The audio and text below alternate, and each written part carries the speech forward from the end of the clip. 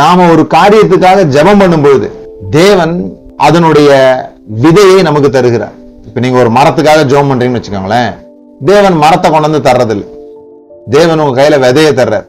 அந்த விதைக்குள்ள இருக்கிற ஆற்றலை வெளியே கொண்டு வர்றது உங்களுடைய வேலையா இருக்குது. அதை மண்ணுக்குள்ள புதைச்சு அதுக்கு தேவையான தண்ணீர் ஊற்றி செய்யும்போது அதுக்குள்ள இருக்கிற ஆற்றல் வெளிவருகிறது போல, தேவன்ட்டு நீங்க ஒரு காரியத்துக்காக ஜெபம் பண்ணும்போது ஃபுல்லா அப்படியே கொண்டு வந்து முழு மரமாக அவர் நம்ம கிட்ட தர்றதில்லை, முழு காரியமாக அதை நமக்கு தர்றதில்லை. அதனுடைய பொட்டன்ஷியலை நமக்கு தர்றார், அதனுடைய சீடு நமக்கு தர்றார். அது சில சமயம் நமக்கு சிக்னிபிகன்ஸா தெரியறது இல்லை. நாம எதிர்பார்த்தது போல பதில் வராததுனால நாம என்ன நினைச்சுக்கிறோம், பதில் கிடைக்கல நினைச்சுக்கிறோம்.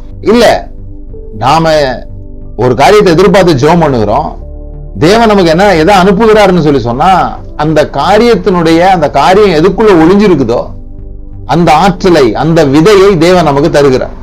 ஆனா நமக்கு அது சின்னதா இருக்கிறதுனால நமக்கு அது சில சமயம் அற்பமா தோணிடுது.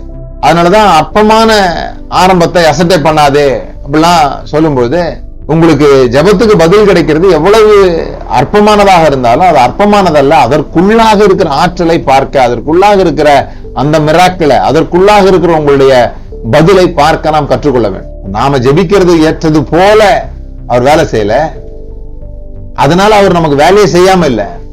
அவர் தருகிறது நமக்கு சில சமயத்தில் அற்பமா தோன்றிடும்.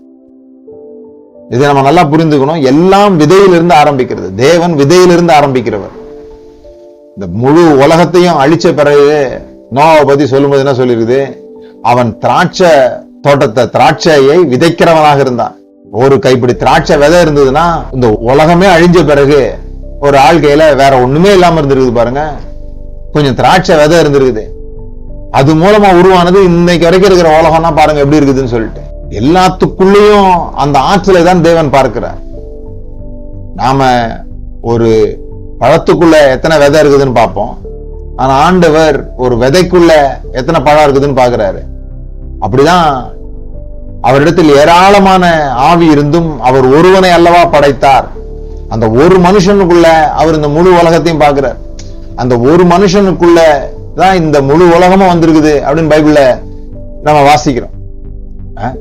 அப்போ ஒரு ஆற்றல், ஒரு விதை என்பது ஒரு சாதாரணமான விஷயம் கிடையாது. ஒரு விதையை அழிக்கிறதுனால ஒரு காட்டை அழிக்கிறோம்.